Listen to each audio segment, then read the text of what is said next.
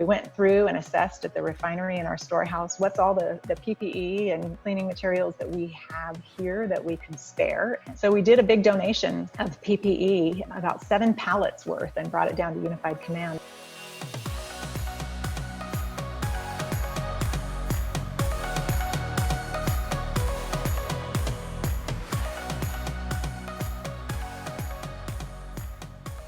Today we're here with Pam Brady of BP Cherry Point Refinery, and she is the External Relations Manager out there.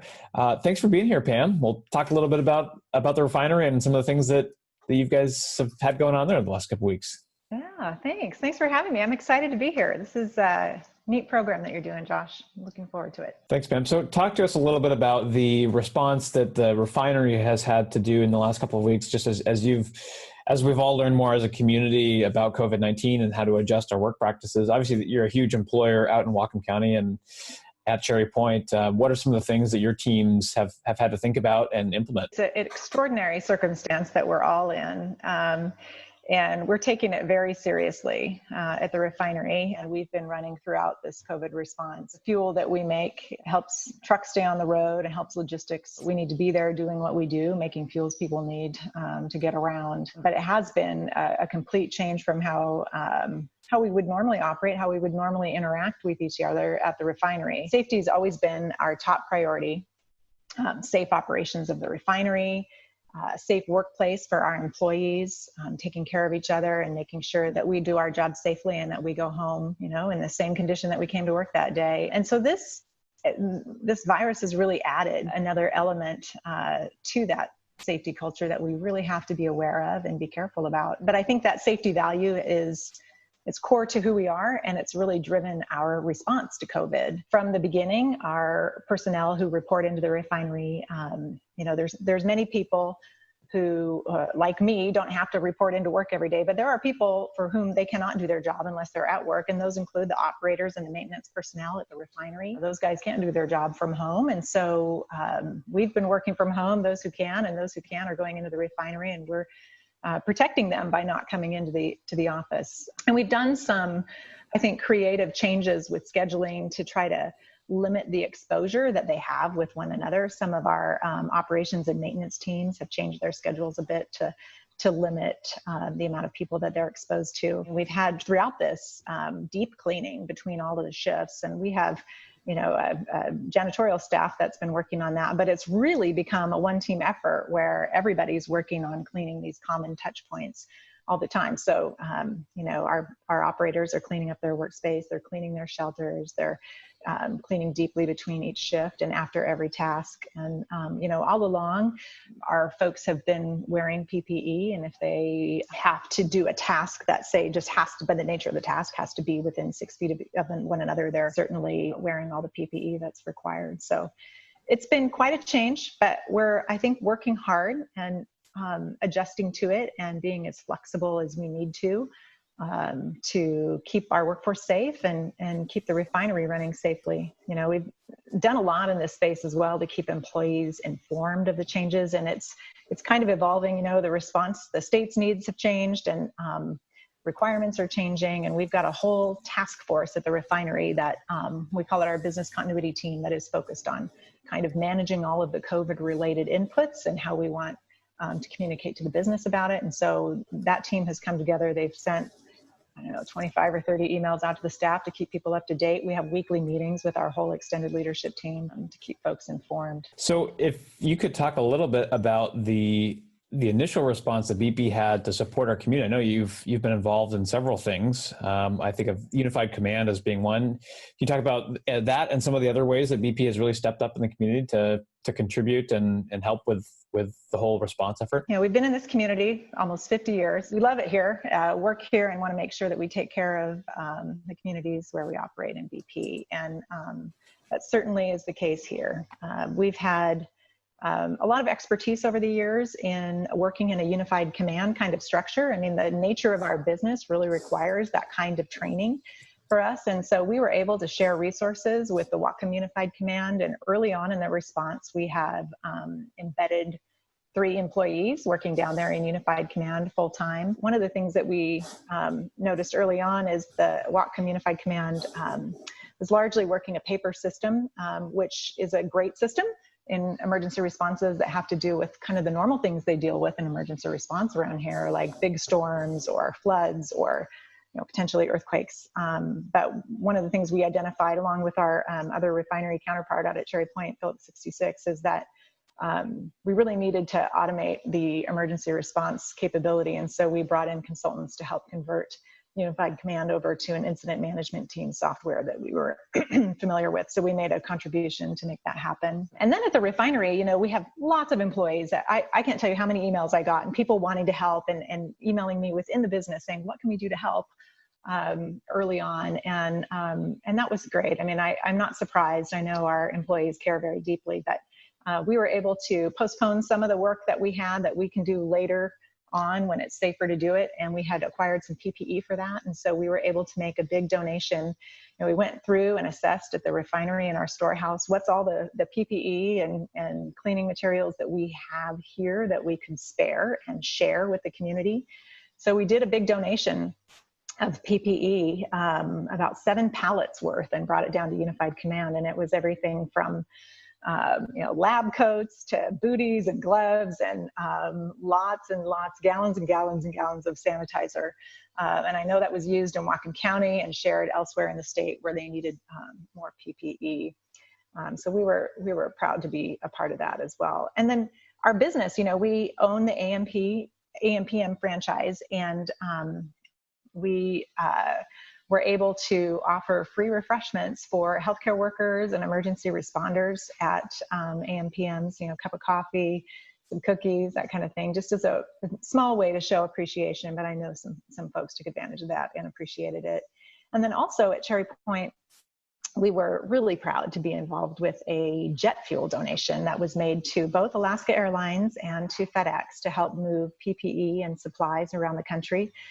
We donated about $3 million worth of fuel, and a large part of that went to Alaska Airlines for them to step into delivery of cargo to small villages in Alaska that had been cut off from their supply. There's a lot of really remote villages in Alaska, and they had recently had a cargo airline go out of business up there, unfortunately. And so Alaska stepped in, and we helped make it easier for them to do that, to get cargo to those remote villages where, healthcare for a lot of those places is a plane ride away. So I know that folks out there were appreciative, and we've had a long history in Alaska as VP, and we were proud to be a part of that too. But a lot of that jet fuel was made right here at Cherry Point, which makes our folks really happy. That's awesome. So I know that a lot of people in the community we're in this now, 2 months in and trying to figure out how to move forward as a community. Where do you think we as a community will go and should go kind of moving forward with our workforce? And I know with Alcoa closing down here and curtailing their plant, there's so much in play especially in Ferndale, but for our whole community, what are some things that you're thinking about either personally or from a BP perspective that our community is going to need to deal with in the next, coming years? Yeah, I mean, that was just really, really tough news to hear about Alcoa. And I think our folks are very sympathetic to that situation. These are our neighbors. They are our literal neighbors out at Cherry Point. We've operated those facilities adjacent to one another for as long as we've been there. We know a lot of the folks that work there and have occasion to reach out and work with them from time to time. And this is hard news. And it's, for every person that works there, there's a family behind that. And that's going to be hard in our community. So I think all of our folks our hearts are with them. And I think we're hoping that we can support where we can in that situation. But it is undoubtedly going to be a tough time for those families to adjust. And it is going to be a tough transition in our community to deal with the loss of those jobs and many other jobs, unfortunately, that have gone away or are suspended, or people are in doubt that they'll come back after COVID. So no question that these are tough times. Our thoughts are with them. That's very tough news. So given the current market situation, I mean, with oil prices the way they are and with the economic impact that COVID has had, how are refineries doing? And what are some of the things that you all are thinking about on a daily basis that we might not not be thinking about? Yeah, it's a tough market. Our CEO had said it's an absolutely brutal market, and globally, right? It's not just one part of the world that is struggling. It's the whole world, and it's a real downturn for us and for all of business, really. Longer term, I think there's questions, probably more questions than answers, about what does this mean for our future? Are people going to be telecommuting more, perhaps traveling less, perhaps more virtual meetings? And the answer is we just don't know right now. I suspect that in the end, things will change. In the short term, the refinery is running great, even though we're dealing with this strange situation. The business is still strong and it's doing well, and we're running that facility safely, and our people are doing well. And that's number one. And we'll just have to see what the future brings in terms of how much people still are going to, need the energy that we're providing.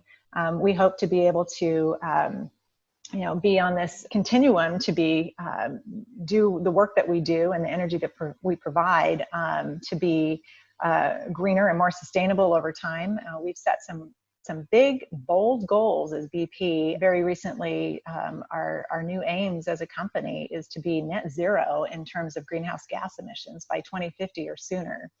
And I think it's an interesting opportunity. This kind of big disruptor, like a global pandemic, could potentially help us in that regard. And so, I think people are interested in seeing kind of what it all looks like on the other side, that it hasn't diminished our goals in terms of our new purpose and aims and ambitions as a company to be net zero. So if you were to leave someone watching this video with one thing that they should take away from kind of knowing about BP and your response to this and what is being done in our community, what would you want to leave them with? Well, I mean, it's been said by others, and I hope I don't sound trite, but I really mean it. We're all in this together. We make the fuels that our society needs to travel, to drive in cars or fly in planes, or drive trucks with, logistics down the road. And, in many ways, our business mirrors what's happening elsewhere in business. We want to be there, of course, when people come back, and we will be there when people are ready to get back to the business of safely living again. We'll be there for them to do that. These are tough times, and I can't think of any point where, either me personally or us as a business have been through tough times before where we didn't emerge in many ways stronger. And so sometimes it takes these hardships to forge new capabilities, new innovation, leaner, more creative ways of working. And those are good things in the long run. So, I can't help but be an optimist. It's just who I am. And I, even though these seem like pretty dark times, I know that we'll come out of this as a community and we'll be stronger in many ways. And just for me personally, I think I've been a part of this community for a long time now. And everything is going to seem sweeter, when we get to go out in the community and go to events again, or play golf, or have a dinner banquet with people or friends. It's going to be that much sweeter, because now we know how much we miss everybody. So I'm looking forward to that day. And I think, in the business community, we can look forward to having new skills, a sharper saw, if you will, for having gone through these tough times together. Well said. Well, thank you, Pam, for being a part of this and for giving some of your time today. Thank you for everything that BP is doing in the community to help out and just provide leadership there where it's needed. And yeah, thank you. Thank you, Josh. Thank you for all you do. You guys are great, and this is a fun program to be a part of. Thanks for reaching out.